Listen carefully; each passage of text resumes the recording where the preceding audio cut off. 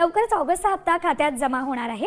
सरकारकडून 344 कोटींचा निधी वितरित होतोय। राज्यात 2,48,00,000 लाभार्थी आहेत। ऑगस्ट महिन्याचा हप्ता लांबणीवर पडल्याने लाडक्या बहिणींमध्ये नाराजी होती, मात्र आता लवकरच ऑगस्ट महिन्याचा हप्ता मिळणार आहे। अनेक शासनाचा पैसा गेला, मात्र स्क्रुटिनी करणारे जे अधिकारी होते त्यांच्यावरती काही कारवाई करण्यात आली? साधारणपणे 28 जून 2024 मध्ये या योजनेची घोषणा झाली आणि ज्या वेळेला या योजनेची घोषणा झाली 1 जुलैपासून त्याचं रजिस्ट्रेशन सुरू झालं। मला आपल्या माध्यमातून नमूद करायचं आहे की आमच्याकडे जे काही रजिस्ट्रेशन ऑक्टोबर महिन्यापर्यंत गेल्या 2024च्या ऑक्टोबर महिन्यापर्यंत जे काही रजिस्ट्रेशन आलेलं होतं ती संख्या 2,63,00,000 पेक्षा जास्तीची होती।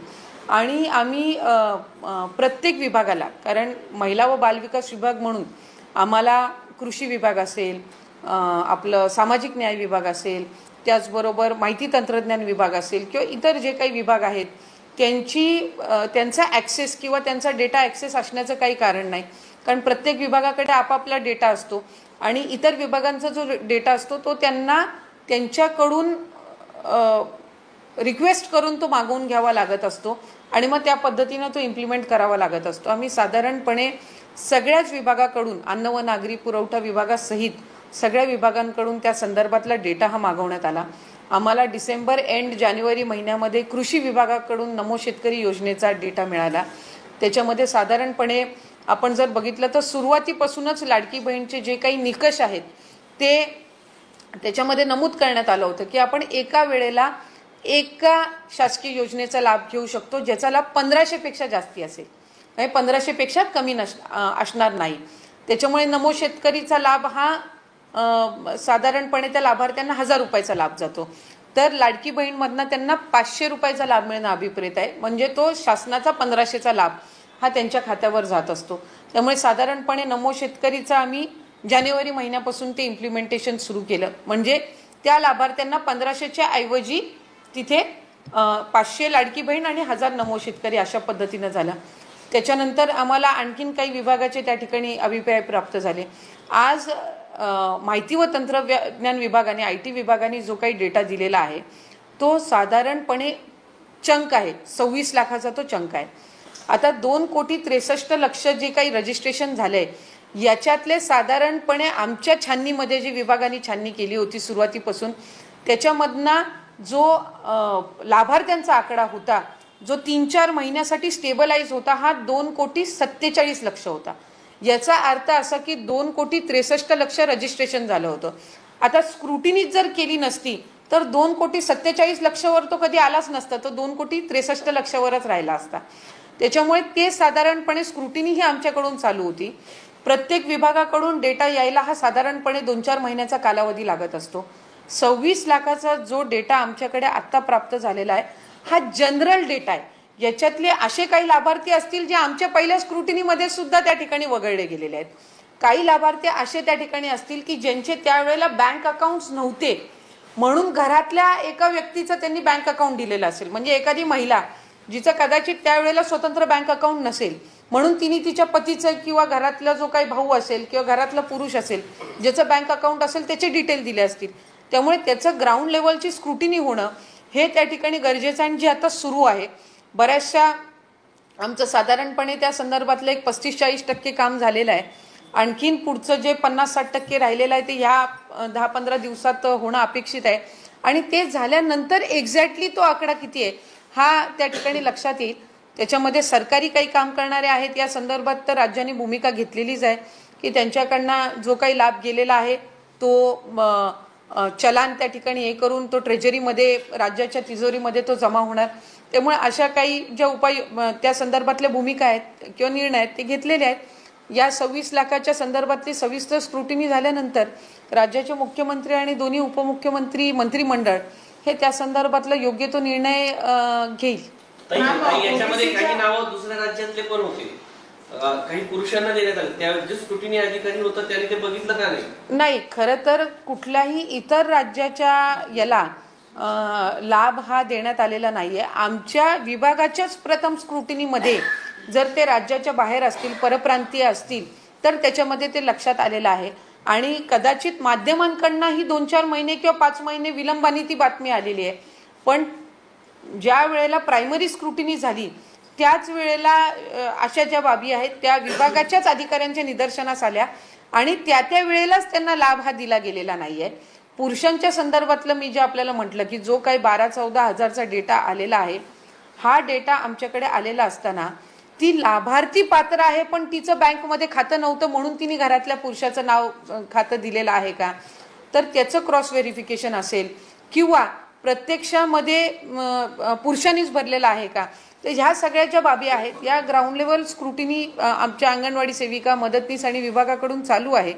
त्याचा सविस्तर डेटा ज्या वेळेला येईल त्याच वेळेला त्या ठिकाणी तो आम्हाला मांडता येईल. मराठा आरक्षणाच्या अनुषंगानं सरकारनं GR काढल्याच्या नंतर ओबीसी आक्रमक झालेले आहेत, ओबीसी समाज नाराज झालेला आहे. भुजबळांनी तर काल मंत्रिमंडळाच्या बैठकीत स्पष्ट पण फारकत घेतल्याचं बघायला मिळाले. ओबीसीवरती अन्याय ही त्यांची प्रमुख भूमिका आहे. साधारणपणे मराठा समाजाला आरक्षण मिळावं ही त्या समाजातल्या बांधवांची आणि सर्वसाधारण सगळ्यांचीच त्या ठिकाणी भूमिका राहिलेली आहे.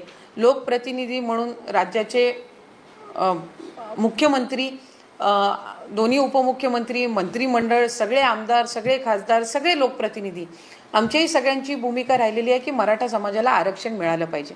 पण ते मराठा समाजाला आरक्षण मिळत असताना कुठल्याही घटकाच्या आरक्षणाला म्हणजे ओबीसीच्या आरक्षणाला धक्का न लागता मिळावं ही साधारणपणे त्या ठिकाणी सर्वांची भूमिका ही त्या ठिकाणी राहिलेली आहे. त्याच्यामुळे आज मराठा समाजाला जो काही शासन निर्णय निर्गमित झालेला आहे त्या उपोषण हे मराठा समाजाच्या वतीने जरांगे पाटलांच्या प्रमुख त्या ठिकाणी मार्गदर्शनाखाली आणि ते उपोषणाला सुद्धा त्या ठिकाणी समाजाच्या वतीने बसलेले होते आझाद मैदानावर. आणि राज्याच्या मुख्यमंत्री महोदयांनी, देवेंद्र फडणवीस साहेबांनी उपमुख्यमंत्री होते आणि त्यामध्ये एक उपसमिती त्या ठिकाणी तयार करण्यात आलेली होती आणि त्या उपसमितीने जे काही त्याच्यामध्ये सुचवलेल्या बाबी होत्या त्याच्यावर विचार करून हा शासन निर्णय निर्गमित करण्यात आला. आणि तो जरी केलेला असला तरी सुरुवातीपासून शासनाने ही भूमिका ठेवलेली आहे किंवा मुख्यमंत्री महोदय आणि उपमुख्यमंत्री महोदय आम्ही सगळ्यांनी भूमिका ठेवलेली आहे की एका बाजूला मराठा समाजाला आरक्षण देत असताना ओबीसी घटकाच्या आरक्षणाला किंवा त्यांच्या हिताला कुठेही धक्का लागू देणार नाही आणि त्या भूमिकेवर आम्ही सगळीच मंडळी त्या ठिकाणी ठाम आहोत. काय होणार नाही मराठा समाजाला आरक्षण देत असताना याची दक्षता हे महायुतीचं सरकार नक्कीच घेत आहे. नाही, साधारणपणे भुजबळ साहेब हे गेल्या अनेक वर्षांपासून ओबीसींच्या संदर्भातले जे विविध प्रश्न आहेत ते अतिशय अग्रेसरपणाने आणि त्या संदर्भामध्ये एक भूमिका ही ठामपणे नेहमीच त्यांनी मांडलेली आहे.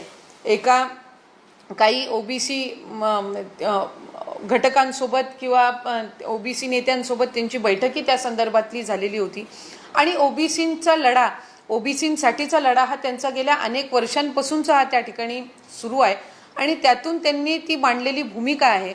पण मला खात्री आहे की तेही आज मंत्रिमंडळामध्ये एक वरिष्ठ मंत्री आहेत. गेल्या अनेक 40-50 वर्षाचा त्यांचाही त्या ठिकाणी राजकीय अनुभव आहे, सामाजिक अनुभव त्या ठिकाणी आहे आणि साईडलाईन केलं गेलं असं कुठे ना कुठे प्रश्न येतं.